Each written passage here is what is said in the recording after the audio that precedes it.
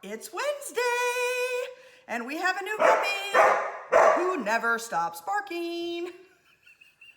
Hey everybody, it's Wednesday, and it is pouring rain outside, and it is so yucky, and so I'm going to shoot inside today, and I am going to hopefully get my puppy to quit barking. Today we're going to troubleshoot crate training. Rooster's doing pretty good. We're having a couple issues, but I'm going to talk today about, oh my goodness. Say hi everyone. I'm going to talk today about what to do when you're having trouble crate training a puppy, a grown dog, any kind of dog, it doesn't matter. So hang in there as we troubleshoot the top issues that you might have with crate training. You ready? All right, let's talk about types of crates. So if you watched the video last week, you would have seen, you would have seen this type of crate. This is a collapsing nylon crate.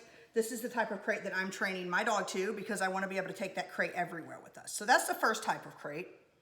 There's this type of crate, which is, which is metal, more kg, I guess. A lot of people like this one because you can change the size of it as the dog grows.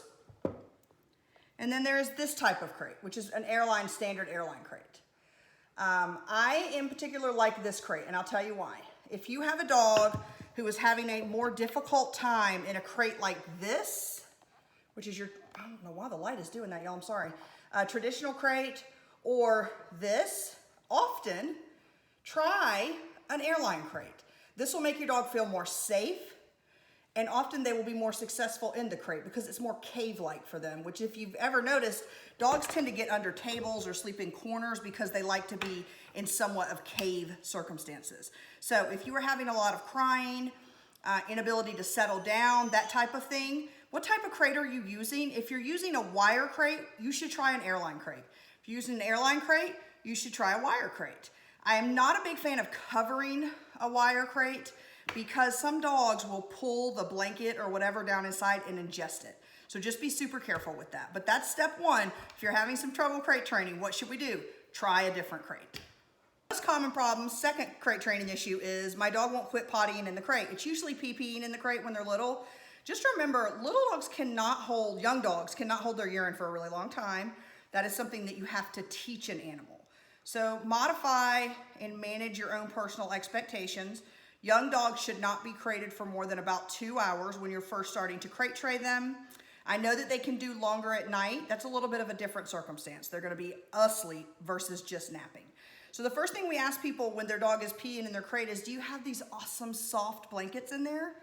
Or one of these awesome beds? Okay, take them out. Here's the problem. Dogs don't like to be in their own urine or poop. So they will pee on a blanket and they will push it all the way to the back of the crate, and then they're in a clean space. So they feel perfectly fine doing that. If there's no blanket in there, they won't pee because they don't want to sit or stand in it. If you're also feeding your dog in that crate, it will help tremendously with this issue. Modify your expectations for how long they can be in that kennel without going potty. Feed them in that kennel and get rid of the blankets and such. And even some of the stuffed animals. So I've seen some dogs who will actually pee on stuffed animals too. So anything that's gonna... Now the third issue that is super common is just fussiness and crying in the crate, feeling lonely, wanting to be close to you. So in the beginning, like I mentioned last week, I will often put a crate right next to my side of the bed, and I will actually sit my hand in it for the first week or so, just so the puppy can smell me and hear me breathing and feel much more comfortable and calm. Some of the other things that I will do is I will get a blanket like this. If I'm not having the pee-pee issue, I will get a blanket like this that one of us has slept with or snuggled with, and I will put it in the crate so that it has our odor around it and it smells like us and it helps keep the dog calm.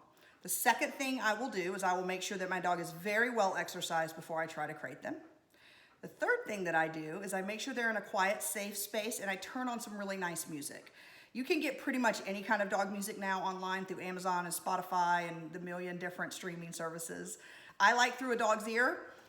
We play it on Alexa in our bedroom, and that seems to be really effective. It's actually scientifically proven to help dogs stay calm. It is called, again, Through a Dog's Ear.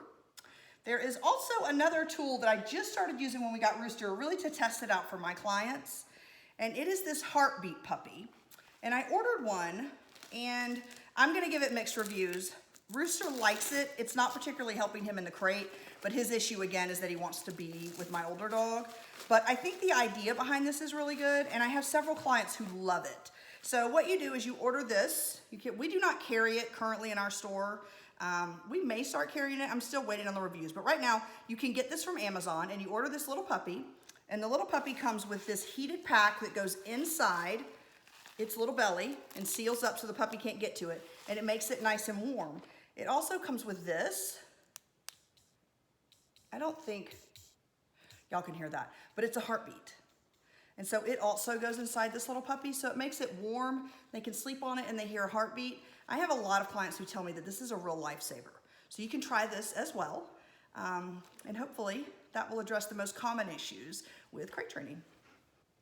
Now, while we're talking about crate training, let's just talk really quickly about major issues.